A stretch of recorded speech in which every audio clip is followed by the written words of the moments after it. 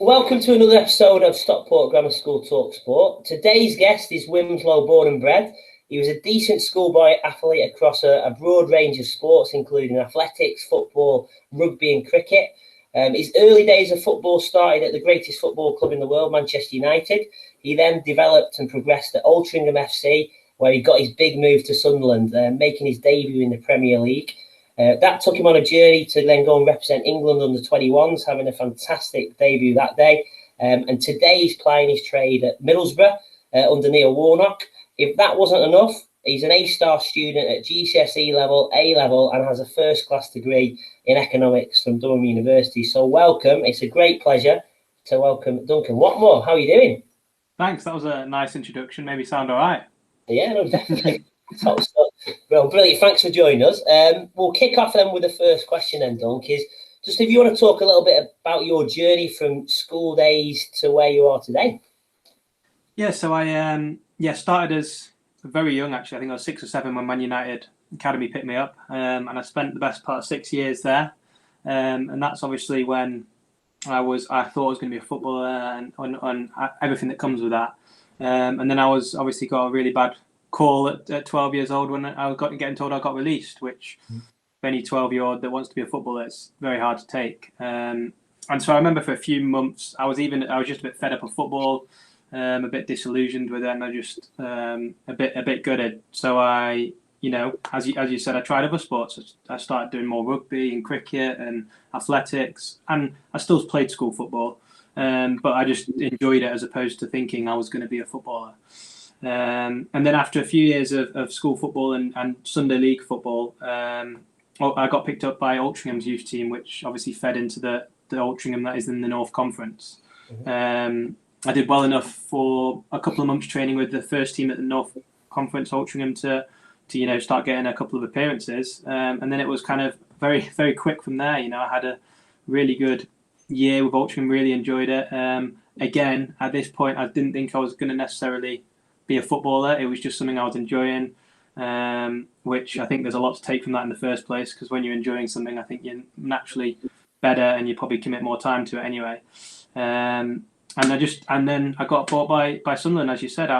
It felt like it was out of the blue for me. I knew there were teams who were watching me, but as I said, I genuinely didn't think I was going to become a professional footballer. It was just something I was doing part-time because I enjoyed it, and I'd go down my kind of school and academic route. And then Sunderland bought me, and I couldn't say no, and that's what led into my professional football career. And then, what age was it that you started at Altrincham when you made your debut, Doug? So it was about 15, 16 when I started with the Sunday League team, and it became kind of a feeder for their first team. Yeah. And then after a year of that, I must have been when I was 17 that I started making my first appearance for Altrincham first team. Yeah, no, awesome. I always remember that a few amazing goals you got there, taking around a few players, and then that FA Cup game as well, where it was televised. Oh yeah, that was a great experience. That again, yeah, that was on TV. First time I'd ever played, obviously on TV. I loved that. That was brilliant. Yeah, no, amazing. And then in terms of that, obviously that journey, and obviously progressing to Sunderland, and at the same time you're trying to manage the work commitments and the football commitments. How did you go about doing that? So I think I got lucky in some respect during school, in the sense that because I wasn't at a football academy, I didn't have to take days off with school, which I know is very common these days, even from the age of 12, 13. Football academies obviously take people out of school. And I'm a big believer when you're that age, you should be in school and studying and learning while, trying to be as good a footballer as you can, but school should always come first, I think. Mm-hmm. Because the brutal reality of football is, and sport in general, that not many people are lucky enough to make it, and so you should always be aware of that and doing other stuff. So school was always very important in my mindset, and I was lucky that I didn't have to go to a football academy, so I could go to school every day. I just found, I think when I even signed for Sunderland, I just had that kind of, I would say, a passion for learning. I mean, I know every kid I didn't have it maybe when I was younger, when I was 15, 16, I wouldn't admit it. But I think as you go, you start to realise you do just enjoy learning and learning new things. And I enjoyed the academic side of things. So I think you can always find time if you want to for something you want to do. And so I'm a big believer in sport and education can definitely go hand in hand. I'm a big believer in that. And then what we're talking a little bit about is that high performance mindset and what it means to different people. What does that mindset mean to you? How would you describe what high performance is? I think for me, high performance is, I think there's a couple of things that kind of are minimum. One that always comes with it, where you'll see it wherever you are, is hard work. And it's just as simple as that. No one gets to the top without hard work. You hear these stories about these amazing talents that don't have to work as hard, but you won't have seen the amount of sacrifices they've made along their whole way to get where they are, and the amount they've given up, and the amount of just perseverance and just not giving up. And they'll have setbacks, of course they will, but that hard work is a minimum. And also, I think what comes with that is belief. I think you need a lot of belief in yourself. I think if you're willing to work hard, you're willing to learn, and you're willing to, and you do believe in yourself, I honestly believe you can go, as far as you want. And they're probably the main things that I'd say. Talk me through what was going through your head. So your Premier League debut for Sunderland. What sort of thoughts and emotions are going through your body? I was nervous. I can tell you that. I was nervous. I don't think nerves are a bad thing. I think they can help. I think they not too much. You need to control your nerves so that it doesn't inhibit your performance, and you're still free to do what you can. But yeah, I was definitely nervous, and there was a lot of adrenaline. And I think it was 3-0 to Norwich when I came on at home, so we were already getting booed. So I kind of felt like I had a free license to just. It was my debut. I just said to myself, I've got to just enjoy it and just try and take this experience in. And so I just tried to get on the ball and do what I could. And then luckily I went up for a corner, it came out, and I managed to shim one in the back of the net. So that was a pretty lucky goal. But, they all count, especially on your Premier League debut. So I was very happy with that. No, amazing. Which one were you more nervous for? You more nervous for that debut, or was it the Millfield away ISFA under-18 cup game for Chile? Both big games. But I think the Premier League debut just nicks it. Brilliant. And then obviously you went on to, you had a really, really good spell there with the under-23s. I think, did you get Player of the Year for that? Yeah. And then you got the debut then for the England under-21s. What was that like? So obviously you never thought you were going to be a footballer seriously in your head, but then you've gone on to achieve that and then represent your country at under-21 level. Wow, what were you thinking? Yeah, it was kind of it was amazing, really. I think the thing that really struck with me when I was just put my England kit on, and you go out and you're singing the national anthem, and it's just like that kind of when it sinks in, like you're representing your country now, and this is a big deal. And the players I played with in that group were unbelievably talented. People like Pickford and Loftus-Cheek and Rashford and Eric Dyer, Dele Alli. All these big Ben Chilwell, all these people coming through, Jack Grealish. It's such a good group of players that I just really wanted to enjoy the experience and learn from some of the best people pretty much at their age in the world at the time. Some of those players were just incredibly talented. It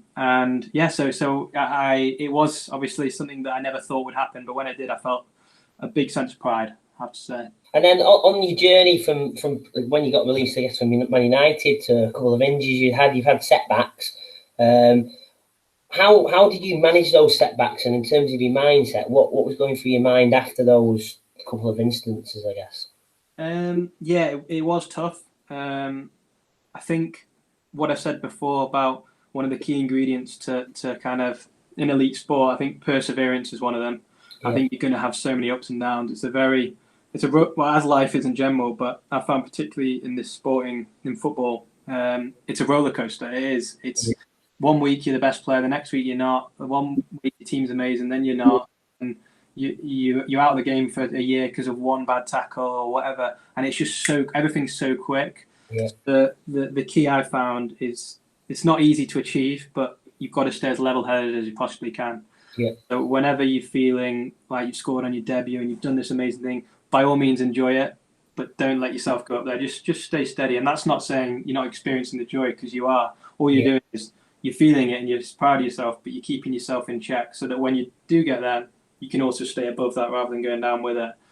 I think that's so important because there's so many highs and lows along the way that you've got to stay as level-headed as possible. And I think probably a big part of that is having as well as other interests, like we said, to switch off. Also, a really strong support network in like family and friends, because when injuries can be a lonely time in professional sports, so you do need that.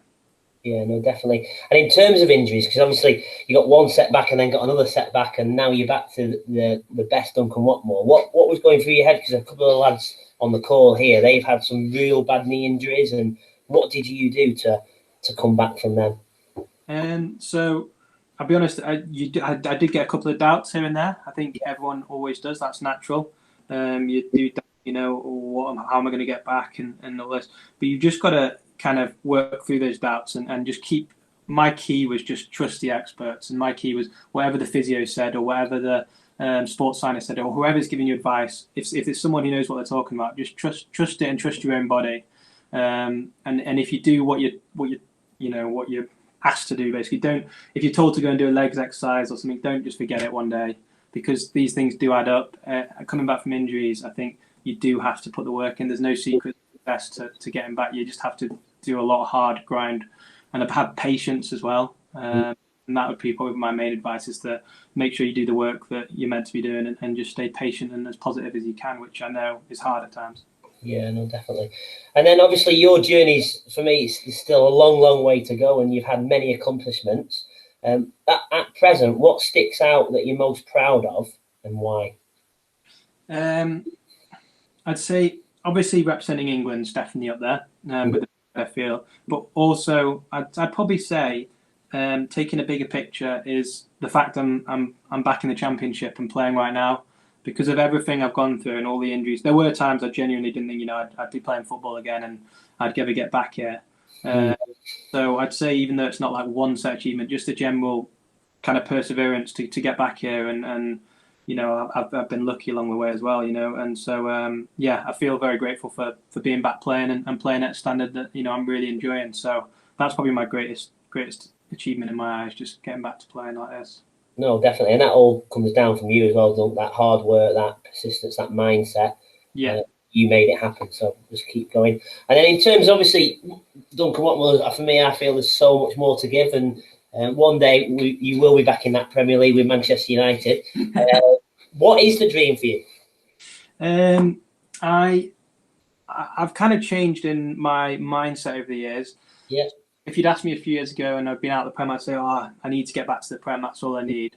But I've become a lot more. I've tried to be a lot more present, and because of everything that's been taken away from me with football so quickly, I'm just a lot more grateful for it. So today I've been at training, with Middlesbrough. I just said to myself, I try and say to myself as many days as possible, just enjoy training today, because it can get taken away from you so quickly. So I don't necessarily try and set myself too many goals in advance. I literally just every single day I try and just train hard, be the best I can be. And I know that in the long run that's only going to lead to good things if I keep enjoying it and working hard. And so that's kind of my main mindset, is almost, rather than looking forward, just being grateful and appreciative and working hard today. Yeah, no, that's really important. And that sits well with what we're trying to achieve here at Stop Play. I always say to the kids, and you probably think, he's telling me this again, but I always say, just be the best version of yourself. Like, when you go into a lesson or a conversation or a training session, go in with that mindset, with a smile, and think, right, I'm going to really give it my best shot here. Yeah. When you leave that session, you've given it your best shot. I think you feel great about yourself. But if you've not given it your best shot, you feel crap. Yeah, exactly. No, I completely agree. I think it's that balance of, you don't want to, it's not putting pressure on yourself to, I need to achieve what he's achieving, or achieve, because I don't think you should be necessarily comparing yourself to others. It's not that pressure, but it's that almost you owe it to yourself. It's just that feeling of, if I know I've done my best, that's all I can be happy with, and that's all that really matters. And if you go in with that mindset, I completely agree. Then you're only going to improve, and you'll also not only improve as a person, but you'll also be happier for it, because you see that reward and you're enjoying that, and you've got that purpose then. Yeah, definitely. And you're controlling that, I guess, the controllables. Mr. Pipe is a big believer of that, and it's so important. And nothing else matters. If it's the stuff you can't control, so be it. You just have to keep going. But you can control the things that matter, then you should do that and do it to the best of your ability. I agree. Awesome, good stuff. And then a little bit about role models, Duncan. Have you had anybody who's really influenced your life, and why? I wouldn't say anyone particularly sticks out. I've instead I've probably So this is your moment then to say, Mr. Danny Thompson, before he made it happen.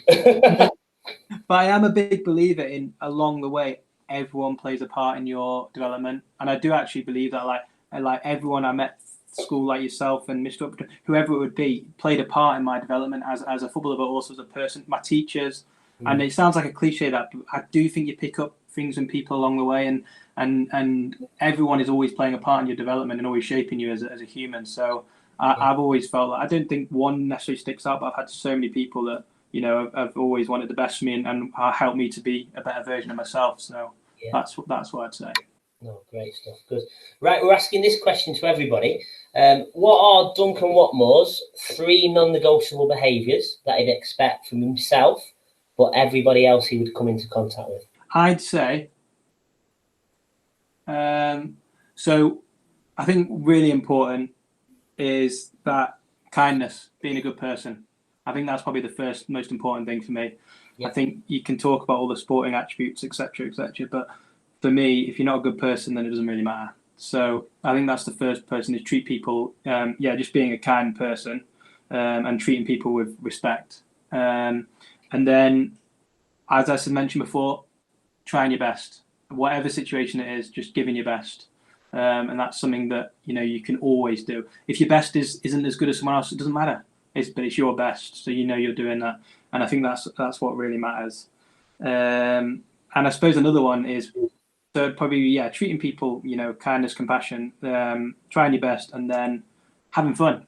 I think that's such an important part of sport, but life in general. I think if you're looking to have fun and you're looking to enjoy it, then you just naturally you're going to want to do things more. You're going to probably push yourself more because you are having fun and you're looking at the fun aspects rather than the negative aspects of it. And if you focus on that, you won't go far wrong. And then, Duncan, if you could go back to school being a 12-year-old boy again now, what advice would you give yourself knowing what you know now? Don't speak to Danny Thompson. Love it. No, if I could go back now, I would say maybe in school I sometimes was, I was more focused on maybe sport or having fun than the actual schoolwork. But I think I worked out anyway, and I think everyone makes mistakes, and so I think I wouldn't really change anything because I know it's again a cliche, but I've really found whenever I've made a mistake or anything, you learn from it, and that's probably where I am today because of the mistakes I've made along the way, and more. I'm going to make so many more, I think, in sport, but in life, failures happen every day in some respect, and it's not a failure. If you only look at it as a failure, then it is a failure. But instead, look at it as something to learn from and grow from. And again, it goes back to being a better version of yourself. And so, I wouldn't change anything because you grow from your mistakes, I think.